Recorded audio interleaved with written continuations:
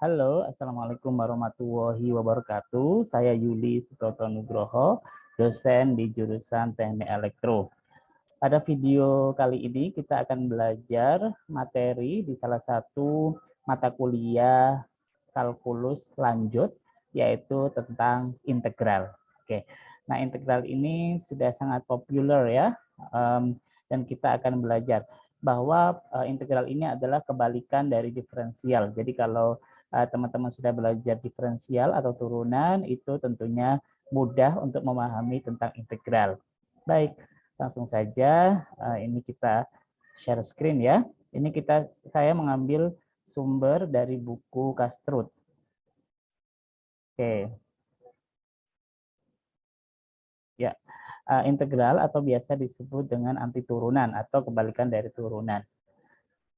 Nah, ini misalkan kita disuruh mencari untuk anti turunan dari fungsi f(x) 4x kuadrat pada minus tak terhingga hingga tak terhingga.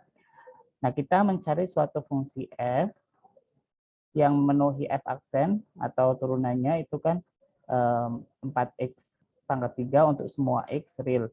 Nah, ini bagaimana cara kita anti turunan atau yang biasa disebut sebagai integral itu. Nah, ini integral dari 4x pangkat 3 adalah x pangkat 4. Lalu bagaimana cara mudahnya nanti kita akan pelajari ya. Oke.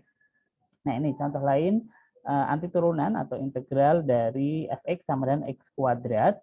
Itu caranya adalah, nah ini kan di sini sebenarnya ada angka 1 ya di depan x ini. Nah, ini 1, terus kemudian ini pangkatnya ditambah 1, ini 2 menjadi 3. Jadi 1/3 x pangkatnya ditambah 1, 2 tambah 1 jadi 3.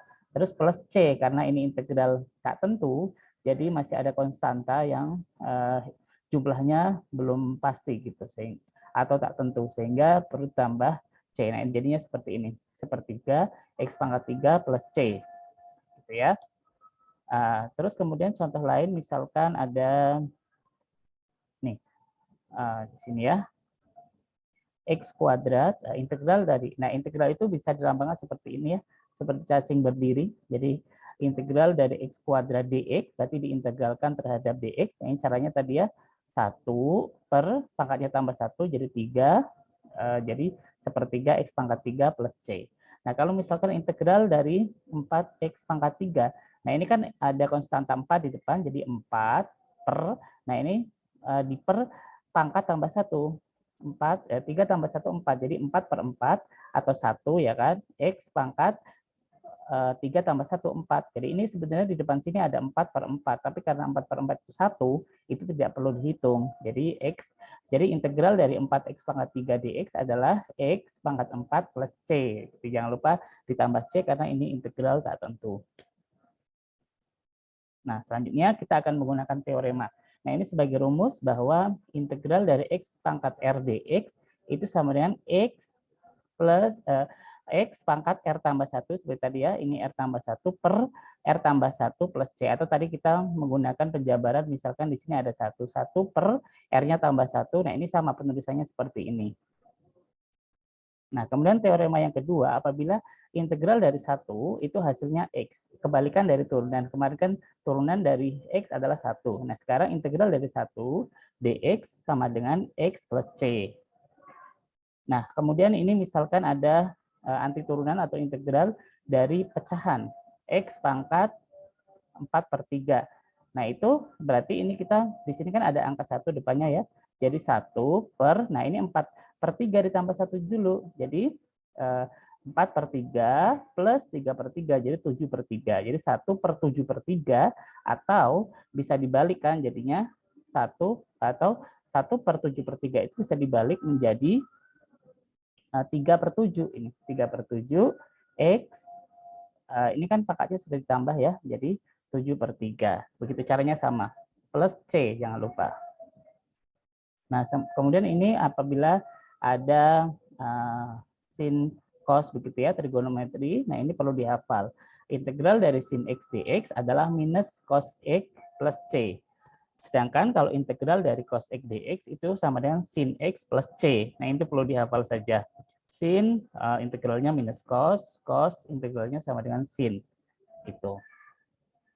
Oke, nah sekarang kita juga akan menggunakan integral tak tentu dengan menggunakan pasal ya. Nah ini sama kayak ketika kita belajar turunan, bahwa apabila ada konstanta, nah ini kan dulu kita belajar seperti ini ya, ketika turunan itu konstantanya maju ke depan. Nah itu juga berlaku di integral. Nah seperti ini teorema C, misalkan ada integral konstanta fx dx, maka konstantanya maju ke depan. Misalkan integral 3 X. Nah, itu bisa tiganya tidak usah diintegralkan, tapi maju ke depan. Nah, yang kedua, ini untuk penjumlahan, nah juga sama, ini bisa diintegralkan satu per satu, integral fx ditambah integral gx. Begitu juga untuk pengurangan, yaitu berlaku integral fx dikurangi integral gx. Gitu. Jadi kita bisa hitung satu per satu. Ini ya. Ini salah satu contohnya, misalkan integral 3x kuadrat plus 4x dx. Nah, ini bisa saja kita integralkan 3x kuadrat dx ditambah integral dari 4x dx. Nah, ini ke bawahnya sama seperti tadi, ya, integral ini 3-nya bisa maju ke depan, 4 bisa maju ke depan, gitu kan. Terus integral dari x kuadrat itu kan 1 per pangkatnya tambah 1, jadi 3, 1 per 3 x pangkat 3, atau bisa ditulis dengan x pangkat 3 per 3. Seterusnya sama.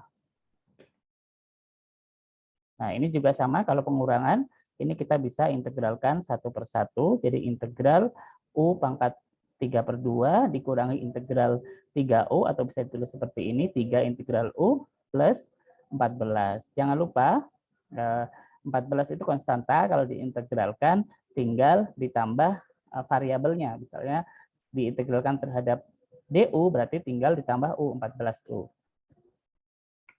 Begitu juga untuk yang ini. Untuk yang seperti ini ya. Nah, ini untuk yang seperti ini, misalnya integral 1 per T kuadrat, ini bisa naik ke atas T-nya.